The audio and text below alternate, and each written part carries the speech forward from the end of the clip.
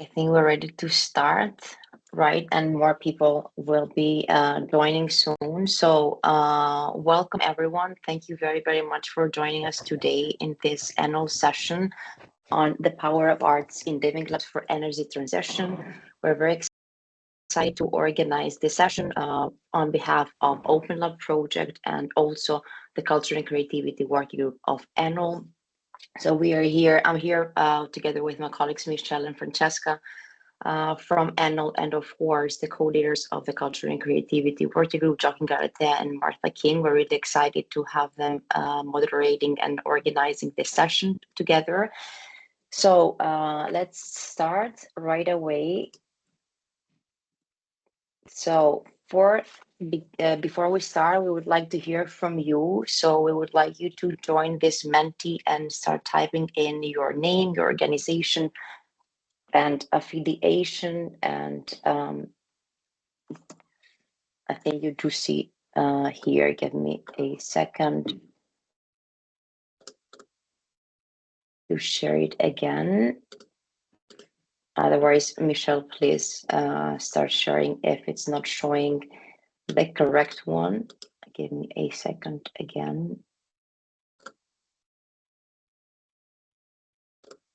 I think, Michelle, you have to share the Menti from there. It's not loading, but it's just a very quick introduction question about what is your organization, what is your name. This Menti will be kept open throughout the session. So for more people to join, it will be the same code and QR code for all the questions that we will be having later on, because there will be a moderated discussion with questions included in a Menti.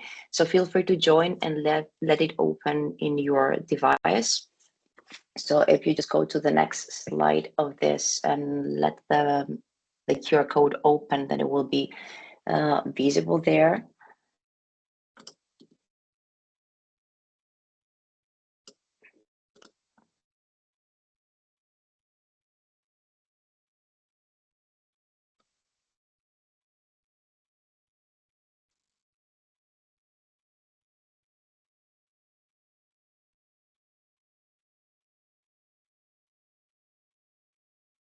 It's also a tab in case anyone has any issues. You feel free to write in the chat or try the QR code that it's on the bottom left corner, or the code that is visible on the top. Joining menti.com using the code that is visible there. Great. I see already one response there. Welcome, Holger.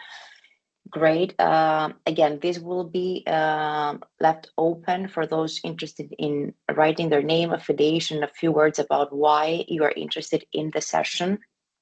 So you can fill it in while we are in the presentation. Hi, welcome, Duncan.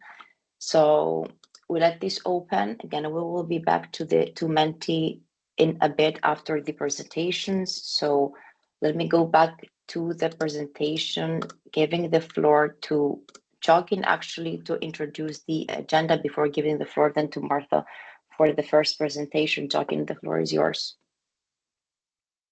Thank you very much, and all colleagues. The agenda, it is the one that you can just read about. I mean, I will just make the welcome, and also will be followed by my colleagues of Enol and also by Martha King, that both of us, we are co-creating this working group. And just very few to mention what is the goal of this working group is just to promote arts and culture as a driver for co-creation with other sectors of products. No? More specifically, it is the creation of effective communication channel for exchanging knowledge, like we are going just to do today, the offer and the demand, fostering cross-sectoral collaboration. Today is quite clear, art and culture with energy, or let's say district of energy, leveraging cross-fertilization in the sense that creating new services and products coming from arts and culture and also for energy in order to give added value to both sectors, and also promoting the adoption of living lab practices in the co-design and co-developing products and services in the culture and creativity domain. And finally, it is to become a strong network that promotes and supports the scalability and exploitation of product and services around culture and creativity at the local, transregional, and transnational levels. So this agenda is also trying to focus on this. We are taking advantage of the Open Lab EU project just to do so, between energy and also cultural and art related living labs or practitioners on the living lab philosophy.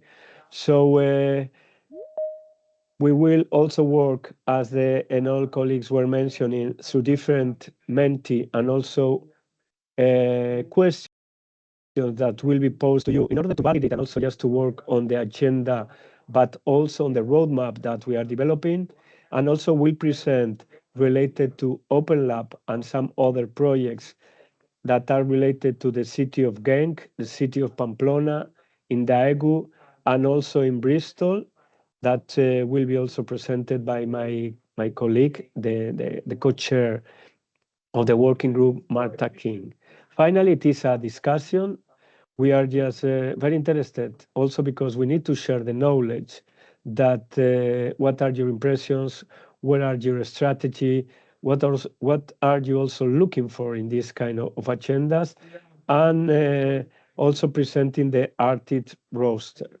And finally, with the conclusions, we will try to look for the next steps. This is not the milestone, is not the agenda. The milestone is not this event, but it is also where we can go further in this kind of melting point between culture and arts with other sectors, and in this specific one related to energy. So thank you very much, and I hope we'll have a fruitful event of today.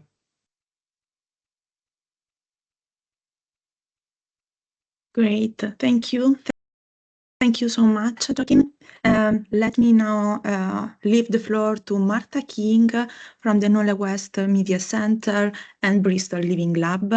They are in all effective members, and Martha is indeed leading the Culture and Creativity Working Group together with Joaquin.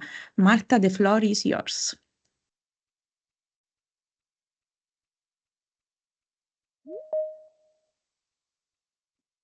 You are on mute, Martha. Martha. Hello, everyone.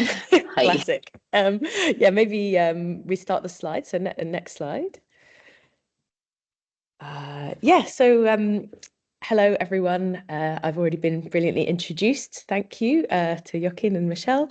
So yeah, I'm Martha, and I'm calling in from Bristol in the UK, and I'm going to talk today a little bit about how to work with artists and arts practices at the different stages in your living labs. Some of you, I imagine, may already be doing this. So I'm hoping that today will be a bit of an inspiration that will help with the conversations later as well. So first of all, what I will do is tell you a little bit about my context, because I will be drawing on some examples from there. So I think that's quite important. So next slide, please. Yeah, so I'm the creative director at Knowle West Media Center, which is we are an arts organisation and a charity, and Bristol's Living Lab.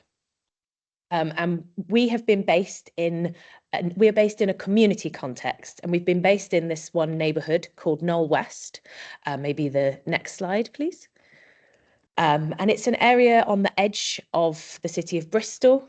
It's a neighbourhood which has, over the years, you'll see on the left there an image of when the estate was built on what was called a kind of garden city principle. It was sort of designed as a bit of a utopian place where everybody could have a decent home. And over the years, it's become a place that has really felt some of society's injustices most greatly. It also has huge green spaces, and it's a place full of really rich culture in itself. So it's one of those places where people often say, you know, oh, it's where there isn't any culture.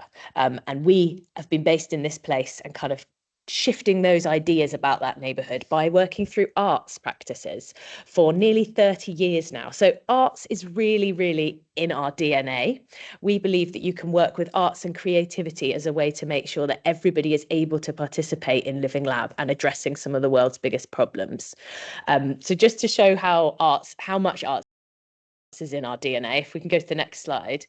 The way that we actually started out was with a photographic project. So our CEO and founder, Carolyn Hassan, went to the neighborhood in 1996 and set up a darkroom and started doing photography with the local people. And I just think this is just worth mentioning, just to show how we really have our roots in arts and how our Living Lab completely grew from an arts practice.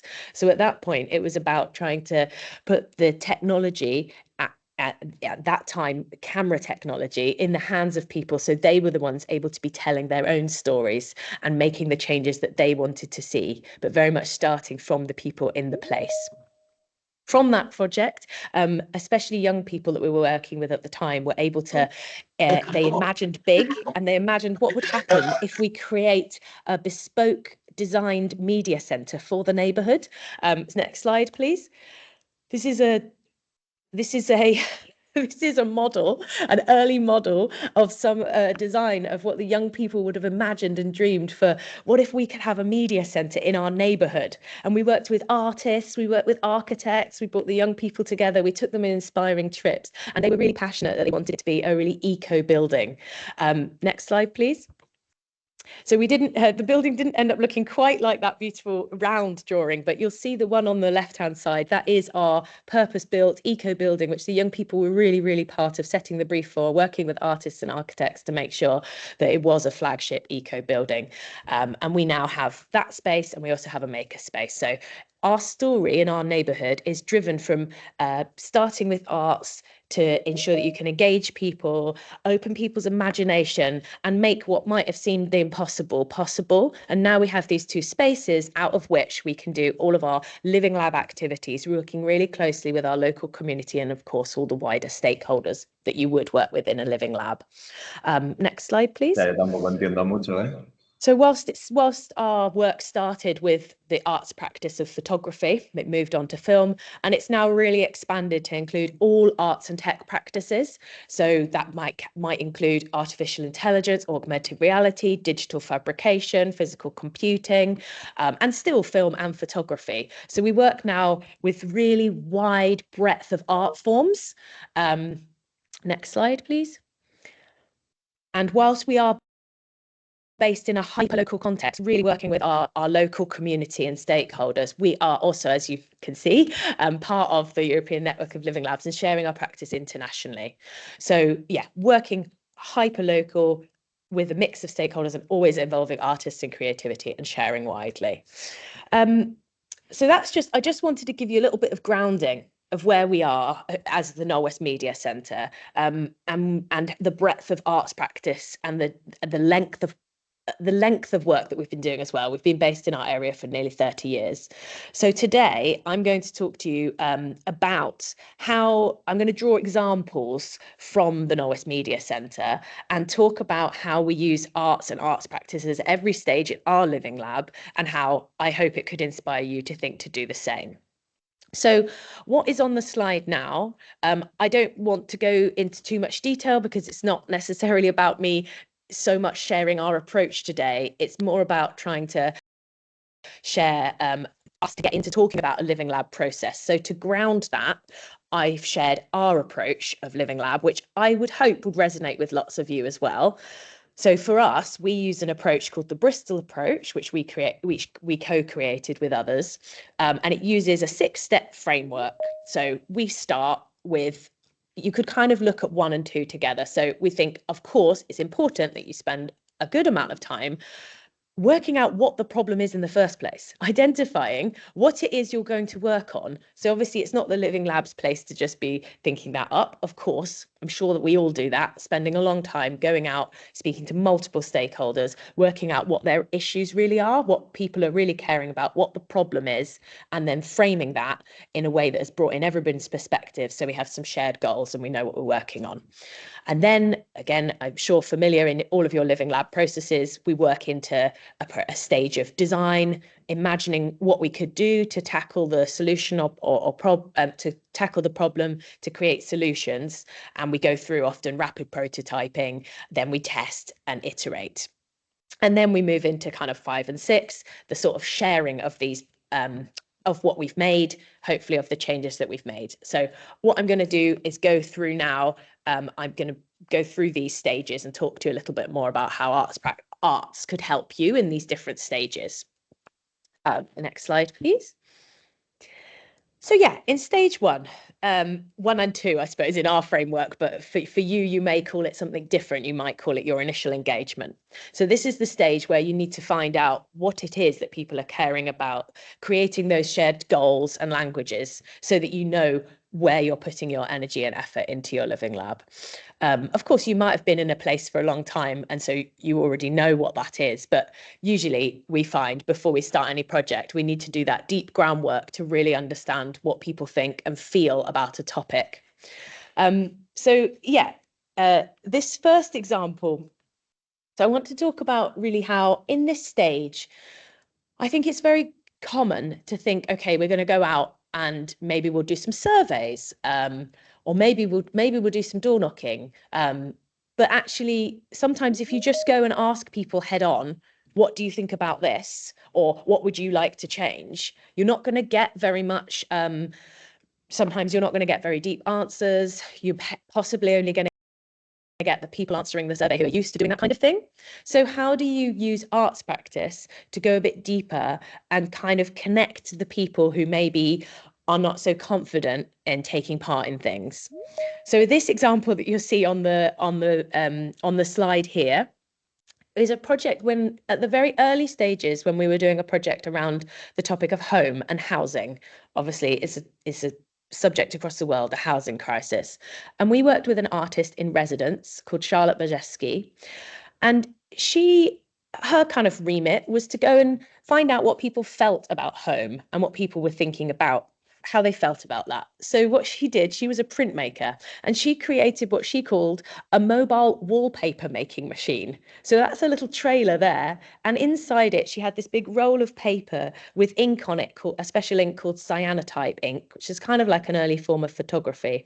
She would knock on the door and start explain that she's an artist connected with us. As she start having a chat about home, she would say, do you have an object that makes you really feel that really feels like home for you? And people would go into their house and bring out an object, all sorts of things, put it inside this wallpaper making machine, and it had a light inside and it would expose, and then she would roll it on, go to the next person, do the same thing and have a chat.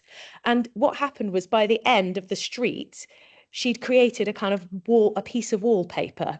And at the same time, she was also gathering and taking little notes on the chats that she had. And she also created these, I don't know if you can see, I've got one in person. It's like a little letterpress book, which collected all the conversations and had imagery, photographs and things as well. So she's creating these like really beautiful artifacts, which are gathering people's thoughts and feelings. And in a way, people who might not have thought of themselves as artists or not thought that they could want to participate in making a piece of art, all they'd had to do was go and get an object from their home, and they were part of making something. And in a way, this was the beginning of one of our projects around homes. And in that point, if a street can make a piece of wallpaper together, why not make a home? And this project has, in the end, after 10 years, now got to the point where we have a community land trust, a community-led house building initiative, which, I think just to show here that right at that early stage, whilst at the same time we were working with architects and looking at the whole of the neighbourhood to test the viability of a community-led housing initiative, we were bringing in artists right at that start to really not forget the human aspect and the emotional aspect of a topic like home. Okay, next slide, please. And this is an example, a recent example, where we were working on a project around how might people be able to feel more connected to nature. And so we wanted to start having conversations with people. And again, rather than just going head on and asking them, we know that once people are doing things and they're busy with their hands, then they can be able to talk and share ideas. get into big topics in a totally different way. So we worked with an artist who has a practice with DIY technology, and he taught us all how to make what's called, well, he calls them mud batteries, microbial fuel cell batteries, where you can actually create some power through the microbes in the soil. And we went and we did workshops making these with after school clubs, with children, and with adults and various other people. And it was a brilliant way to get your hands dirty, to start to realize that there's life in the soil. And through this, many, many conversations came. And he also showed us how with the power, you could start to create sounds. So you could almost like listen to the soil. So things that are so inventive, so hands-on, they don't require anything that feels, you know, sort of intimidating, but actually you end up getting into some really big conversations. So again, just another example of how you might use arts practice really on in a process to start finding your collaborators really across the stakeholder groups. Obviously, we're doing this particularly in our community, but you could do this with any of your Living Lab stakeholders. Next slide, please. And then this slide is just to show you that the first two examples I've shown have been very much about going out and about, going out onto the street, literally going to people's homes and going into, say, allotments and green spaces. This one is to just show that, of course, we realise that, you know, and artists and arts practices is a really good way to make sure that we think really creatively about those who might be maybe most excluded. So some people, of course, can't leave their home.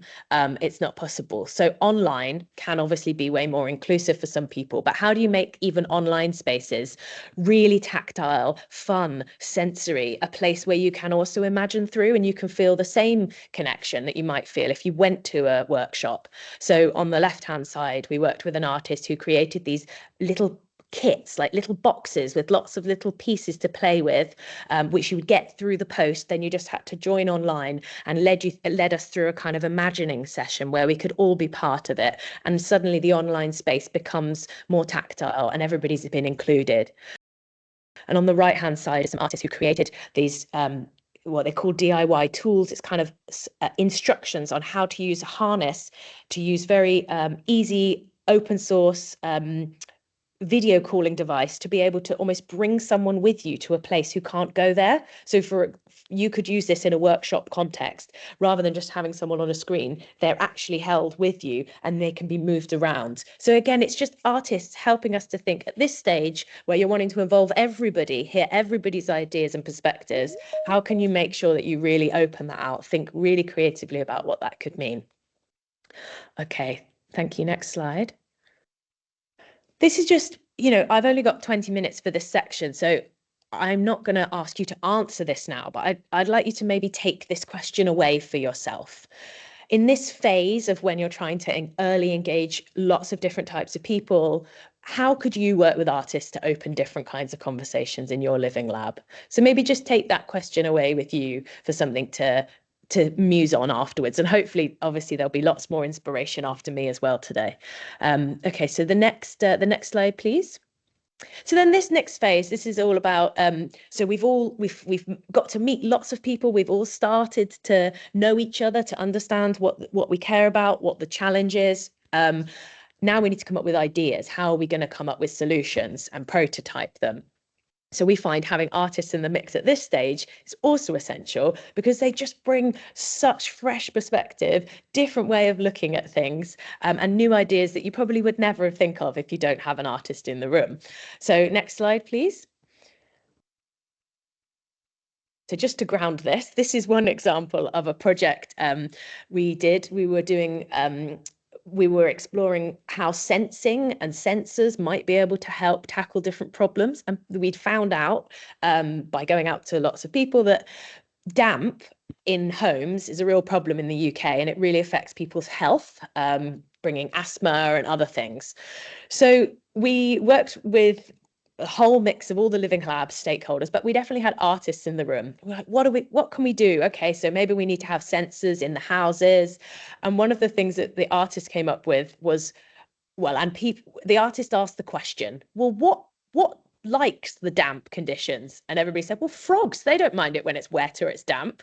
So we came up with the idea of putting these sensors inside frog cases. We actually got here a little very early prototype of it. This is a little cardboard prototype. And then we used our digital fabrication space to make these cases. And they sat on paper lily pads where people could also be human sensors and write down some information. And you'll see there that diagram is to show that it wasn't just about the digital sensors. It was about people came up with this whole system. And again, we worked with designers at the time to make a graphic of the ideas. So if we hadn't have had artists in the room, I'm sure it would we might have ended up with just a black box in the corner of the room. So obviously something much more engaging came out. Next slide, please. This is an example of the importance of making for real, and artists are brilliant at kind of pushing you into that off the post-it notes and paper into actually making. And so this was a project we did which people came up with the idea. It was around lockdown that it'd be wonderful to be able to have an outdoor sheltered space so people could be together outside. So we used, on the right hand side you'll see these mini blocks. We actually posted those out again, and we had an online virtual environment too where people could build, and then we got making for real. So just a way to show that digital fabrication and making, again with artists helping you to really think about making things and practically. Next slide, please. And again, this is an example of again having an artist in the space. We worked with some local so we worked with some local disabled people who were really interested in wondering how could we feel closer to nature when many natural green spaces are not accessible to us. So they worked with an artist and they came up with the idea of augmenting their mobility aids. So actually you'll see on the right, that's Oliver, and at the end of his end of a walking stick is the idea that you have a macroscope which could help you see through the eyes of animals and feel as if you could maybe lie down and feel closer to nature. And then on the left hand side is a snail cam, which again was an idea of it's a very rough prototype there. It's actually some cardboard on top of a remote control car with a macroscope stuck on top of it, and you can go around and see from a snail's eye view. So again, just to show like the creative kind of out of the box thinking that artists can bring to us. It's not about their ideas, it's about listening to what people want to do, but just asking provocative questions, and kind of challenging the status quo and showing that people, especially those often most marginalized, are able to see their ideas materialize and turn into something real. Okay, next slide, please. Again, just a question I'd like to leave you with, really. You may already use artists in this, work with artists in the stage when you're prototyping, but just how could artists be part of prototyping in your lab once you're at that point where you're wanting to test and design and make and try things out? And I think our artists are brilliant at that, just pushing us to be brave and to try things. Okay, next slide, please. And so you've tested lots of things out, you've made some amazing things, probably and usually on a fairly small scale in a living lab context, maybe at a pilot kind of level. Now, you know, you've got a strong message, maybe you've created some data that evidences your way of doing something, or you've created a model or method that you want to share. Artists can, of course, be also absolutely brilliant at telling these powerful stories and helping to influence and share the change. So next slide, please. So everything from kind of infographic. So on the left-hand side, that is one of our homes projects. So we were doing a lot of mapping to kind of work out the impact that you could have right from a street to a neighborhood to a citywide to a national, and work. It was very important to work with data visualization artists to help us to sort of create visuals that we could share wider to kind of show how this could scale. And on the top right there is a drawing. It's a digital illustration where we were doing a project all around experimenting with technologies and connecting remotely. So kind of how could hybrid help people to feel a greater sense of well-being and more connected. And we worked with this artist to create illustrations of the whole process. And it ended up with this really beautiful piece where it was all captured through drawings. And again, this was then able to be shared online and capture the imagination and importance of capturing your process too.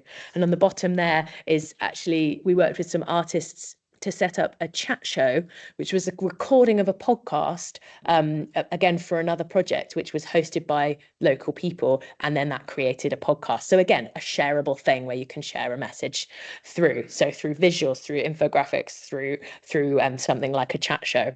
Next slide, please. And then I showed the picture before of the making of the pavilion. This is the pavilion that we made, the outdoor space for gathering. And then, that was a very brilliant local space where we could be, but we wanted to share the process. So we actually commissioned a dance artist, and she worked with all the people who had been part of making it.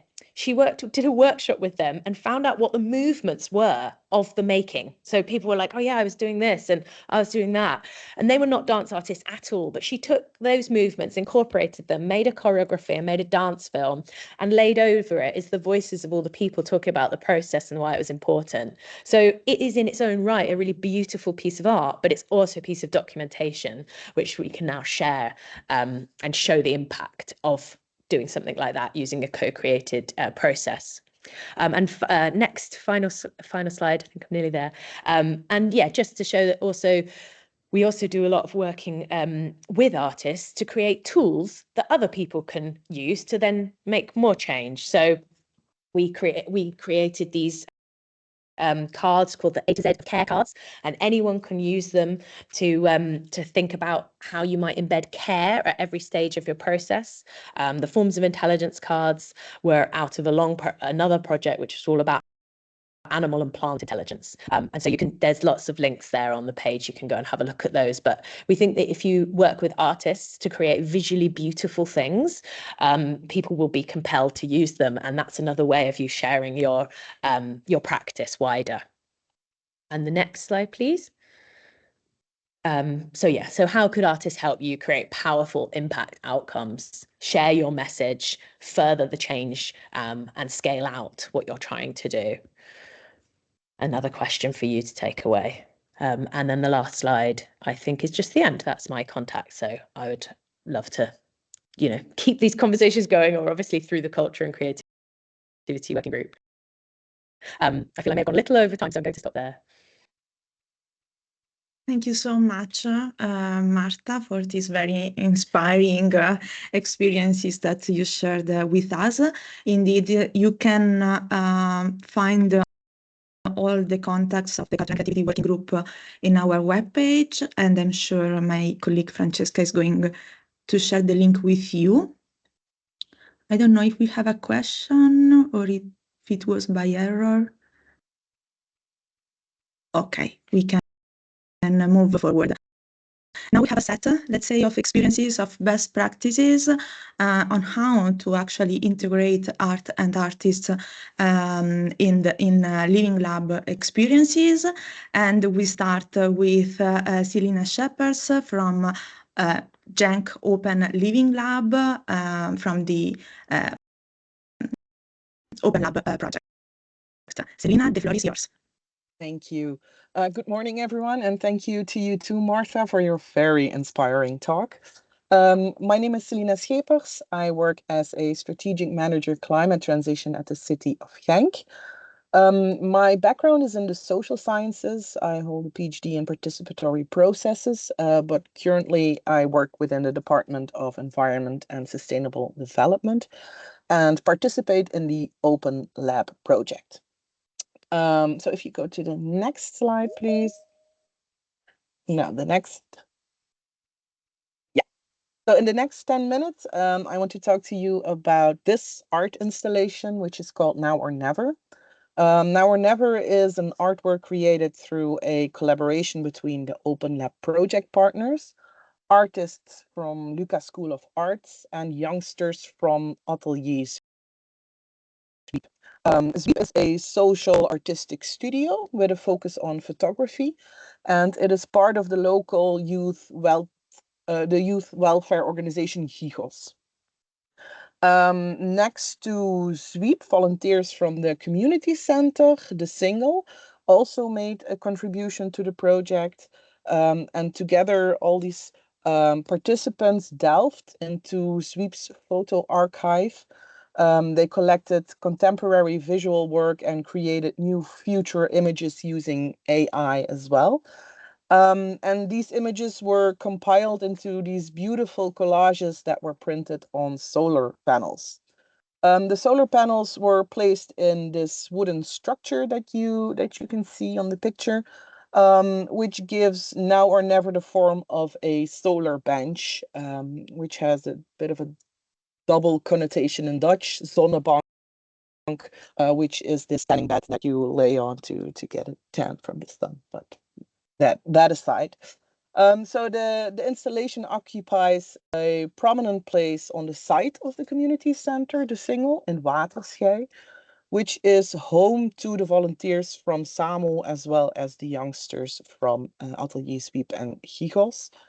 And it is important to note that the solar panels in the artwork effectively generate renewable energy for the community center, de Singel.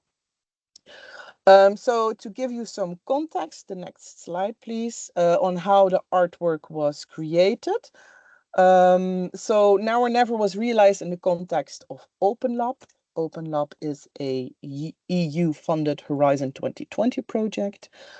And its goal is to lead the transition to positive energy neighborhoods in Tartu, Estonia, Pamplona, Spain, and Genk, Belgium. So on the next slide, you can see how in each of the participating Open Lab countries, a living lab is set up. And the living lab in Genk is located in two neighborhoods in Genk, Waterschei and New Texas. Waterschei is a so-called garden city. So Genk also has, I think, like Bristol, has its mining history. Waterschei is a so-called garden city, which is a former mining district built in the 1920s. And New Texas is a social housing estate built in the 1990s. And in the Living Lab in Genk, we partake in a number of activities for the development of a PEN, a positive energy neighborhood, including the transformation of 33 houses into energy positive buildings through this collective renovation concept and the creation of a collective neighborhood infrastructure for energy sharing. Well, obviously, this is not a solo mission of the city of Genk. We collaborate with a lot of partners, a number of partners such as Wonen in Limburg, Stebo, Vito Energyvel, etc. So on the next slide, you can see that to engage residents of Waterschei and New Texas in Living Lab Genk, we experimented with participatory art-based approaches. So the city of Genk, in the context of Open Lab, launched an open call for artists and residents to create visible interventions in the project area that trigger curiosity and interaction, and that contribute to more awareness or education and sustainable behavior change, hopefully. Now, Lucas School of Arts, which is a local art university college with a campus in Genk, responded to that call with their proposal, Transistor.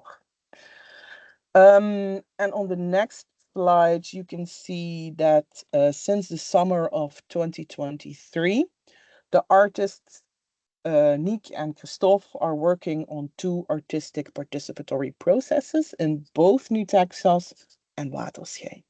Now or Never, the artwork that you saw in the previous slide, is the materialization of the process with Atelier Sweep, Buurthuis de Singel Samo in Waterschei. But I'll come back to the process in New Texas later on in this presentation. Next slide. I want to tell you a little bit about how the participatory project in Waterschei went. So on the next slide, you can see that from the summer of 2023 onwards, the artists really immersed themselves in the neighborhood. They got to know the key partners in Waterschei. They focused on communicating their project as well as recruiting participants in the neighborhood. And then a first workshop was organized in December 2023, together with 15 youngsters, young people from Atelier Sweep, The artist started to generate ideas on what energy means for Waterschei in the past, today, and in the future. And on the next slide, you can see that in the following 2 workshops, the participants worked further on these ideas and started to design the collage for the solar panels using archive material, contemporary photos, and as I mentioned, also AI generated images. On the next slide, you can see how in April 2024, volunteers from the community center De Single from SAMU also participated in further developing the collage. So this, it really was this joint effort of different organizations coming together around this collage of pictures. So on the next slide, you can see that while the artists finalized the design, the visual design for Now or Never, the city of Genk made a decision to incorporate the art installation in the redevelopment of the site of the community center. So this location was transformed into a sort of demonstration site where residents are inspired and activated to take water measures, and the form of Now or Never as this solar bench took shape in an attempt to connect the water project with Open Lab. The wooden construction was created and the solar panels were locally produced and installed from local manufacturers based in Genk as well. And on the next slide, you can see that in September 2024, the artwork was officially inaugurated during a festive event with all participants who contributed and some important political figures as well. So now on the next slide, you can see that Now or Never, of course, is only, next slide, is one of the 2 proposed artworks. So for future steps, we hope that a similar artwork will be installed in New Texas as well. Here, the artists already went through a participatory process with local residents, similar to the process in Waterschei. They generated ideas about the role of energy, so in the lives of the people in Waterschei in the past, in the present, and in the future. And I also visualized that in a collage together with them.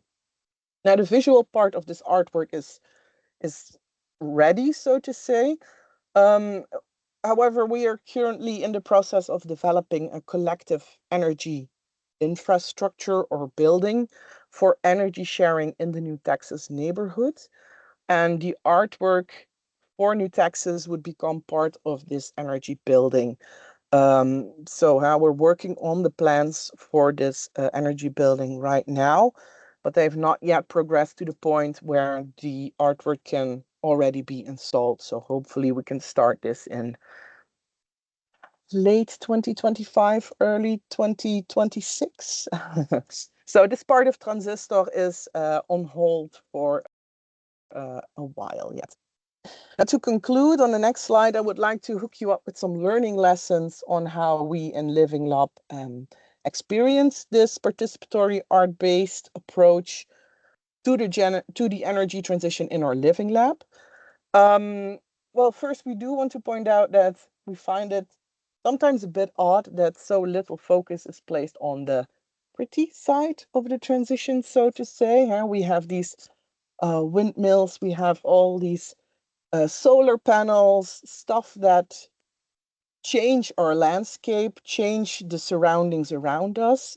So this focus on aesthetics of how this looks is very important, we would say. So very pleased with the session of today from my side.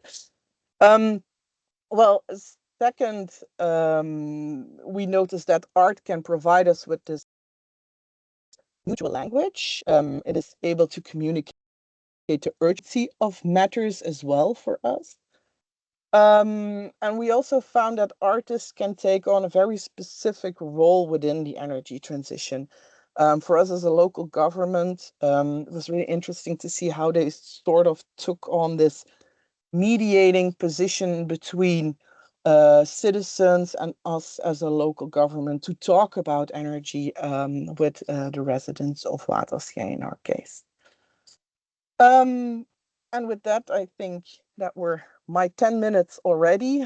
I want to end my presentation with a big thank you. I'd love to hear from you, whether you can identify with our learning lessons, whether you have similar or different experiences. So thank you for your attention, and very curious about the other projects as well. Thank you so much, Selina. Very interesting projects approach, and very much aligned with the new European Bauhaus actually, and using arts for transform our cities and neighborhoods. Thank you so much. I'm happy now to leave the floor to Claudia Pennese from Pamplona Living Lab. We are still in the context of the Open Lab project. And Claudia, the floor is yours. Okay, thanks. We can go to the next slide. Next. And next, because Selina explained this, and the project is the same. The difference is that Rochapea is in Rochapea, that is the neighbor when we work. The focus is not on building, but all the neighbor is more an urban approach.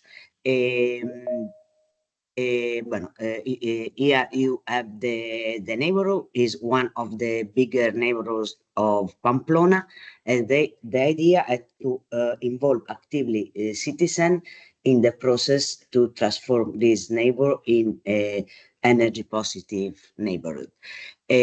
For this reason, at the beginning, you can tick, tick, tick, tick, next, because it's next. Okay, it's important in this process the implication of the local stakeholder, especially because it's an urban project. For this reason, at the beginning, we start with different more formal action, and after that, we decide to go to the street and interact directly with people. And in this way, some citizens propose a project related with to do a mural in the neighborhood. Next, please. So the mural is not realized for an artist, but it's a collaborative product, and the artist is only the artists that are local artists are only performer, and they perform what the citizen want. The objective next is to generate a local community, have a visual impact in the city, talking about energy, like a form to more citizen, more consciously try to change behavior, local behavior, and produce that this little community can more and more in the future. Next, please. Next. The co-creation process, there are two steps: the design of drawing and the collaborative painting. Next, the first step, we created a driving group. Next, after that, we realized an idea workshop where focus on the creation of the history that we want to represent in the world. Next, a group of local artists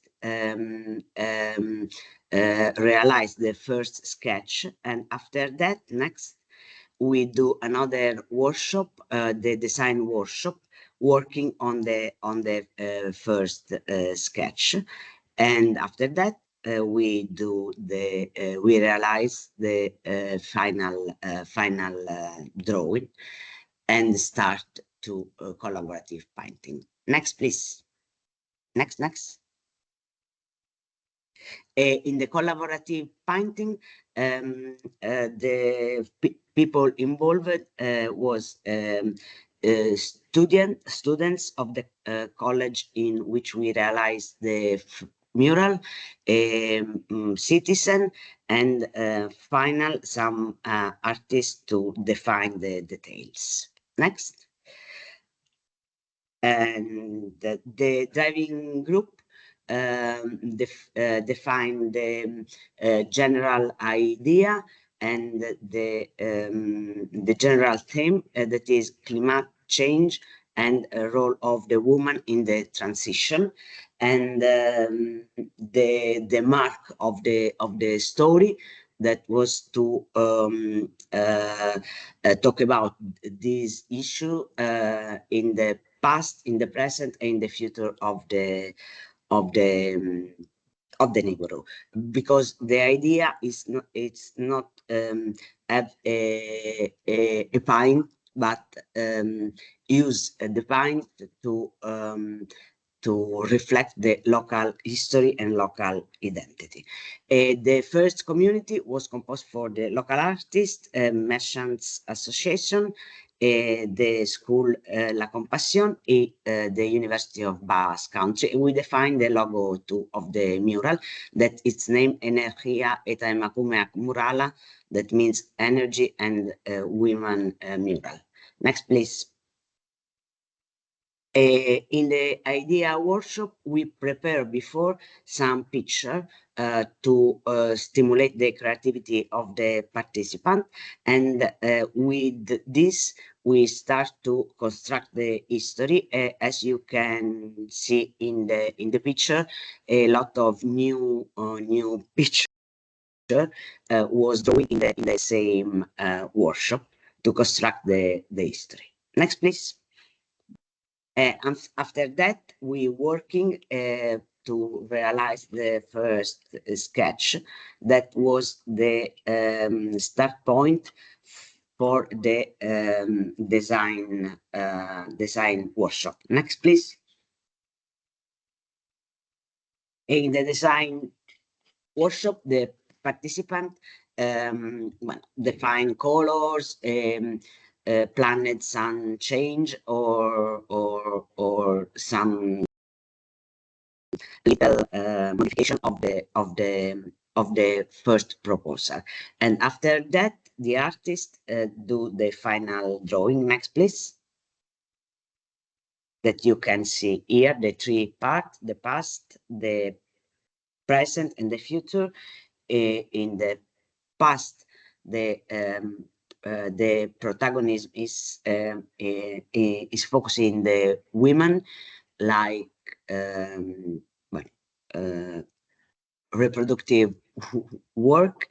In the present, that was the results of the growth of the speculative growth of the neighborhood, and the pollution and something like that.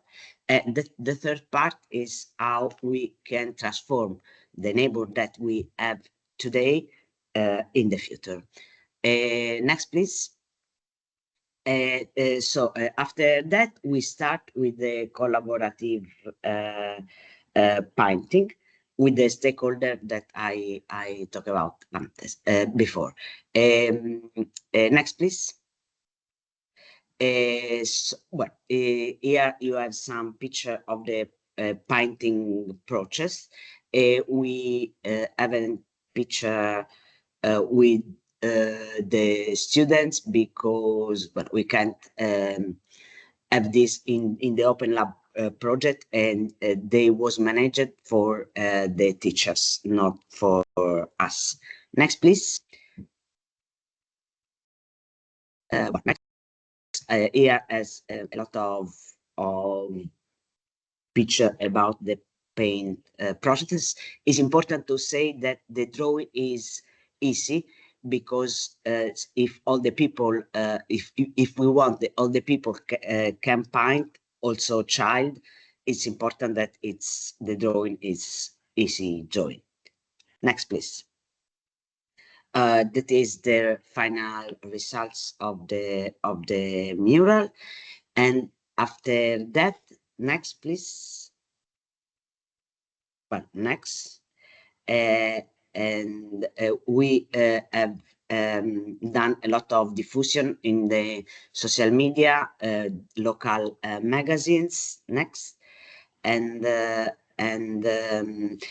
we when we finish the mural, we do a celebration of this, and we organize a performance in the place, reproducing in the space some element represented in the paint. Next, please.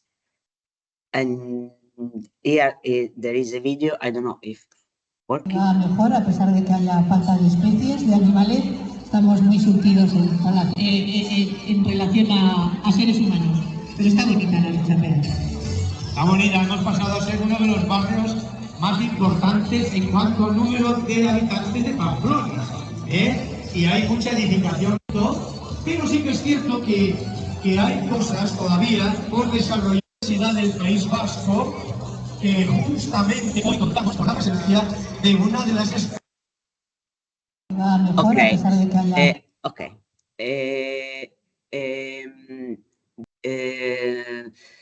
Entonces, this experience for us, it was very important to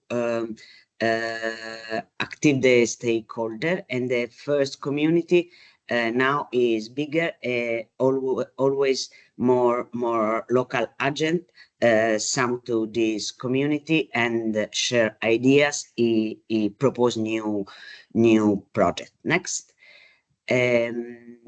The objective is educate about with a message that are in the street, talk about the neighbor of the people that live here, about sustainability, gender equality, teamwork, collective learning, and value of each person in this community. Next. And empowerment, because it's the ownership of the mural, of the space where the mural are, and the protection of the mural during a local celebration what's by the neighborhood itself, ensuring its presentation. Next, please. And we achieved to strengthen the community, and a new project are born from this first mural. Next, please. And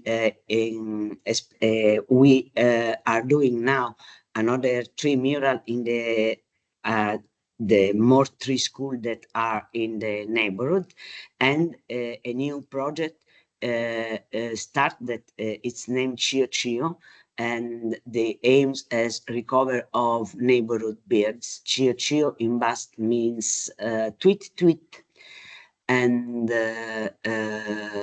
I think that's all. I don't know. Next. Yes. Thanks.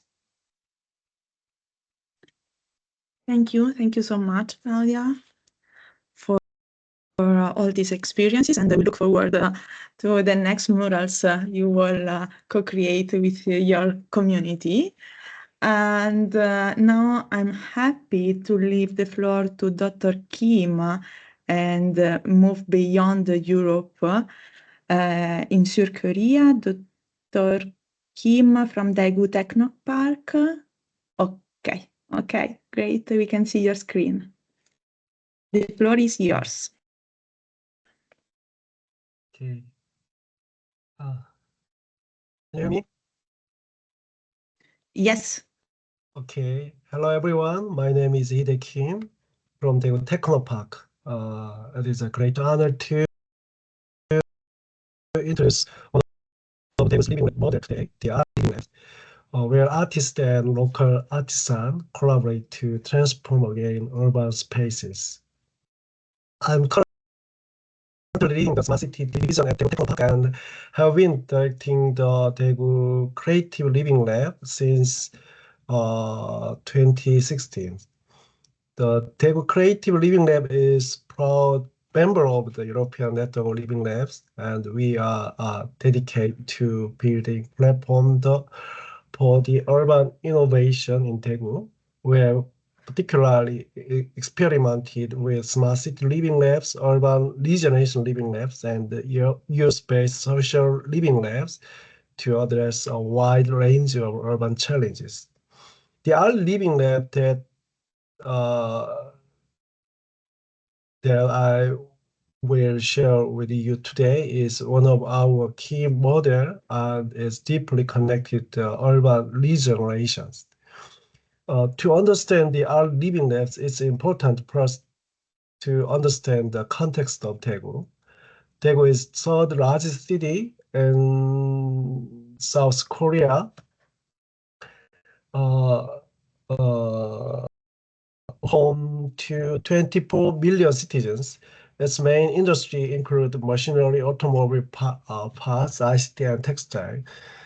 The city underwent rapid modernizations throughout the 20th centuries. Over the past 60 years, its population has increased by approximately 3.3 times, and its area has expanded nearly eightfold. However, Daegu has faced numerous urban crises over the past 2 decades. The decline of the manufacturing sectors and annual outflow of over 8,000 young people, rising debt levels, and decreasing openness to social and cultural change have posed serious threats to urban sustainability. In particular, the collapse of the textile industry on the economic backbone of Daegu pushed industrial facilities out of the city center, leaving behind hollowed out urban spaces.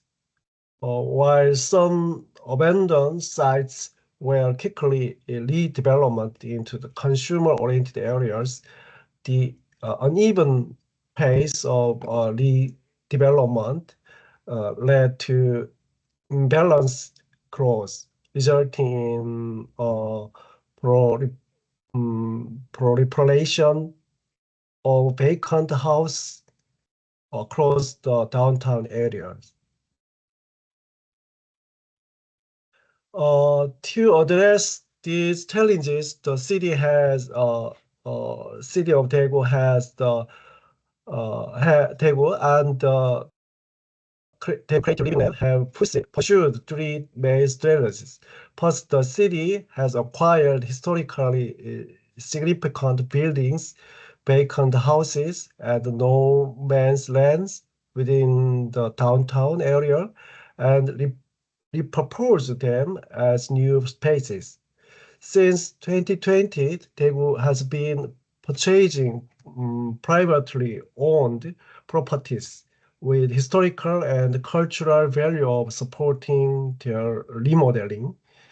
Criteria for purchase include historical significance and owners' willingness to sell. eligible properties for remodeling support modern buildings with preserved facades and cultural importance.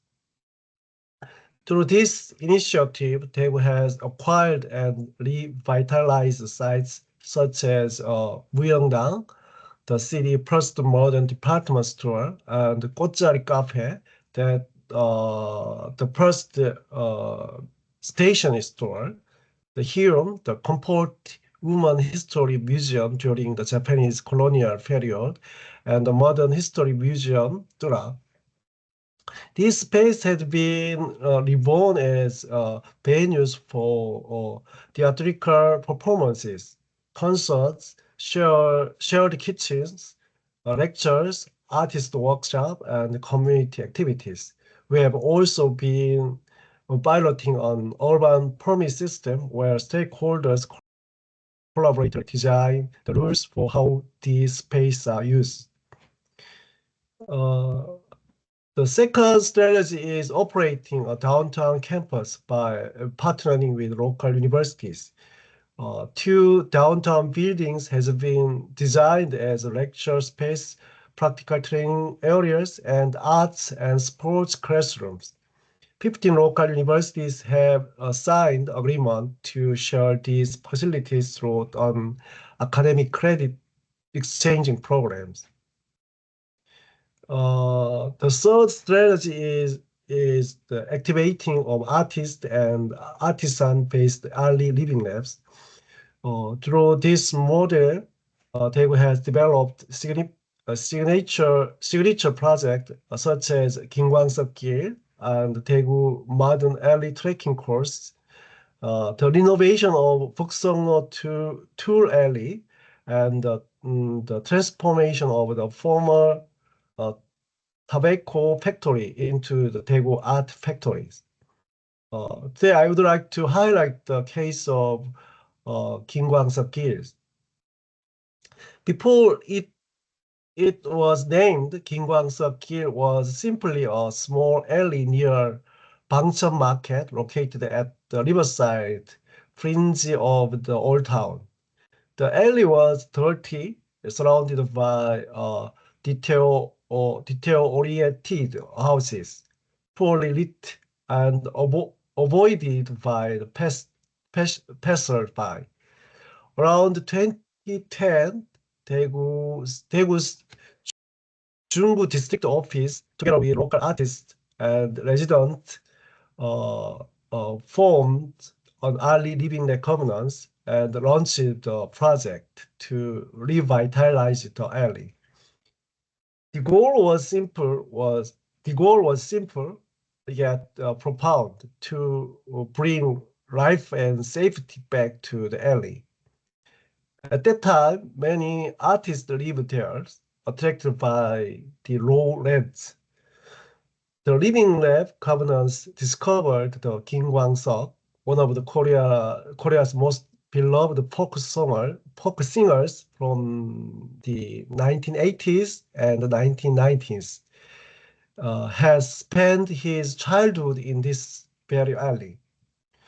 Through Kim Kwang-seok passed away young, his music remains cherished. The district office and 11 team of artists collaborated to create murals based on Kim Kwang-seok's life and songs. He painted imaginative scenes inspired by his lyrics, including sculpture of Kim Kwang-seok serving noodles at the food store and gazing out to sea. The mural drawn initially covered 90 meters, but was eventually extended to 350 meters. Local businesses also renovated their shops under the Kim Kwang-seok themes, transformed the entire area into a living museum where visitors could experience his spirit and music. Over the past decade, this once forgotten alley was blossomed into a brilliant landmark.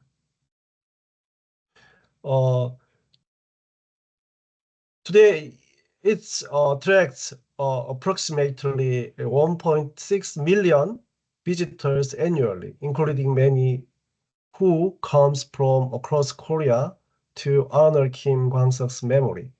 The surrounding market and business has been revitalized, and the once dark and dangerous alley was become a lively, safe, and well-visited street. The impact of this artist-driven early living lab is profound. Artists provide diverse aesthetic experience to residents and visitors, offering elements of serendipity and emergence that purify and untire the human spirit. However, early revitalization often brings new challenges, especially gentrifications. Artists, after contributing to revitalization, may be forced to relocate due to rising rents and commercializations. As early change, they encounter new and different urban problems. To successfully run artist-based early living labs, several factors must be considered. A sustainable governance model must be established from the beginning. Mature civic engagement and moderation of commercial interests are essential. In addition, agreements guaranteeing artist residence period should be made prior to launching the living lab to mitigate gentrification risks. Finally, it is necessary to develop a comprehensive methodology for creating artist-driven living labs and to share this practice with other communities. Until now, I have introduced today the various models of table living labs aimed to revitalizing urban spaces with a special focus on the early living labs co-created with artists. I sincerely hope that more living lab models to co-create with artists will continue to emerge in cities around the world. Thank you very much. Thank you so much, Dr. Kim. And now we close the cycle, let's say, and I come back to Martha King for the last presentation from Knowledge West Media Center. Martha, the floor is yours. Thanks, Michelle. Yes, so I won't say too much about our living lab because I've already said that, but I'm just going to be highlighting one particular project. Oh, yes, so we can go next slide, go straight into the project. So yeah, just wanted to share an example, one more example of a project we worked on called Slow the Smoke. We worked with the Bristol City Council around an emerging problem, which was an area in Bristol where it was quite a middle class area where there were a lot of people using log burning fuel fires in their homes, which was actually creating quite a problem for air pollution. It's not maybe one of the main things that people think about when they think about air pollution, but actually it's very impactful. And this particular area where the winds were blowing, the people who were being the most impacted was an area that was a more disadvantaged area. So we worked with that community to learn how to build your own air quality sensors. So we used something called the Luftdaten kit, which is an open source kit where you can make your own air quality sensors and case them in these little drain pipes. We actually worked with some designers to create the vinyl cutted stickers to kind of decorate your drain pipes. They go outside of the homes, and then we collected the air quality data. We did this for over a year.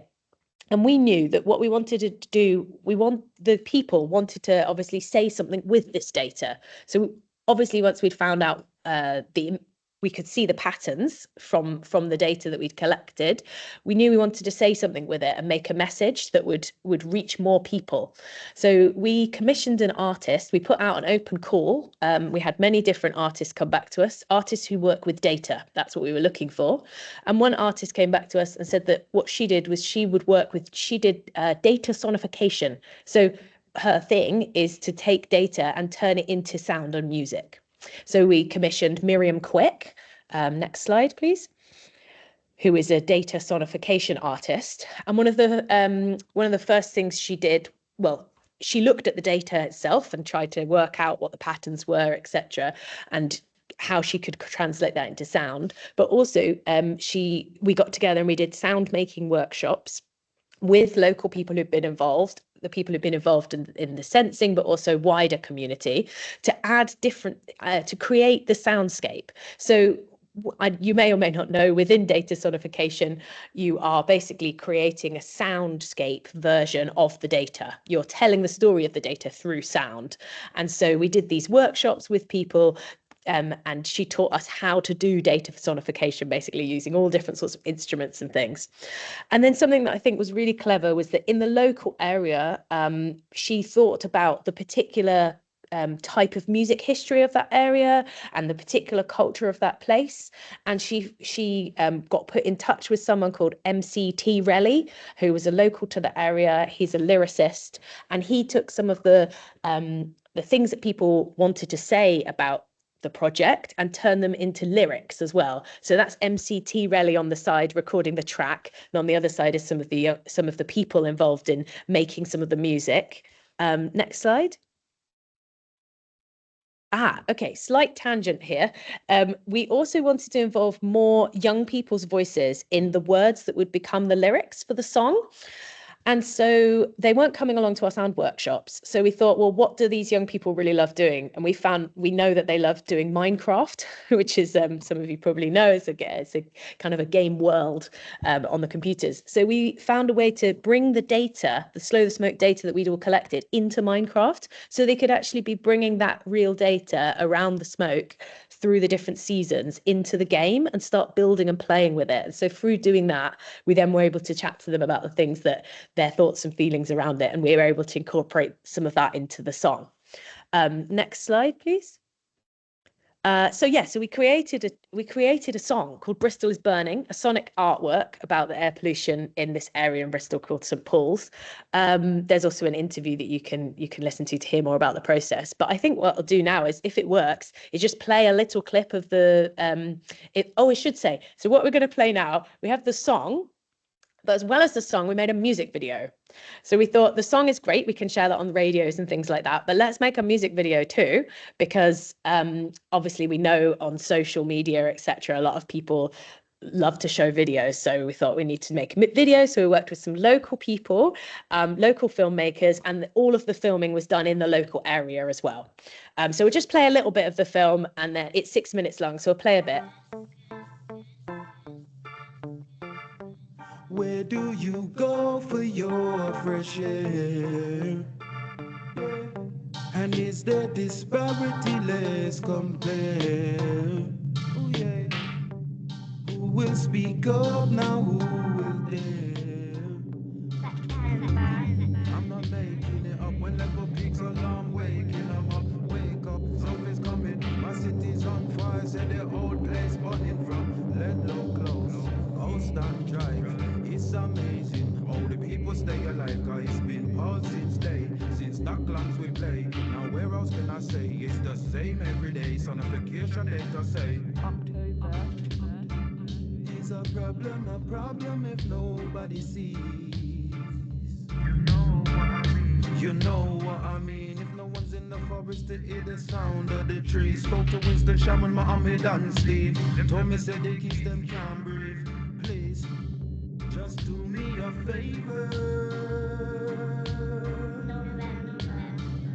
and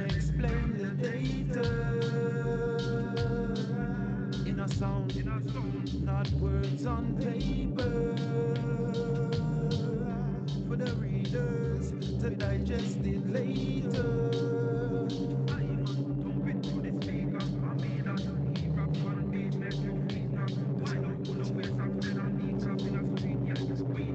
Ashley, what day? It's Ashley, what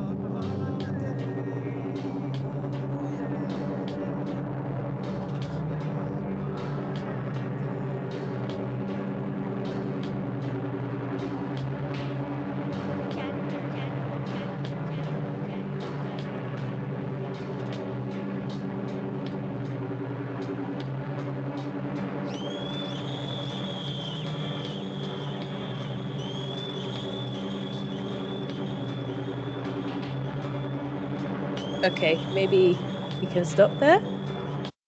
I think the slide at the start kind of went quite quickly, but what was going on throughout?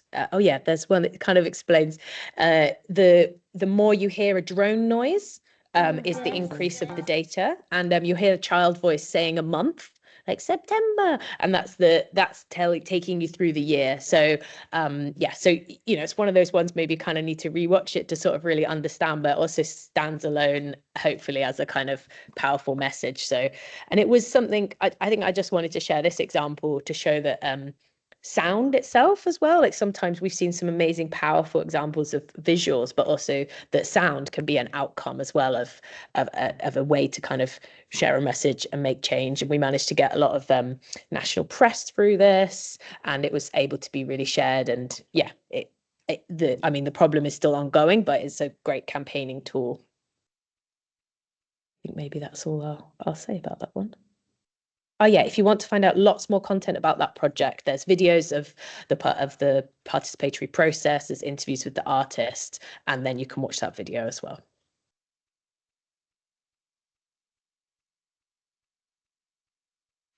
Great. Thank you so much, Marta. Now we have a 5 minutes coffee break. We will keep it 5 minutes because we are already late, but it was really amazing to see all these different experiences and art at work. Yes, Hangar, please.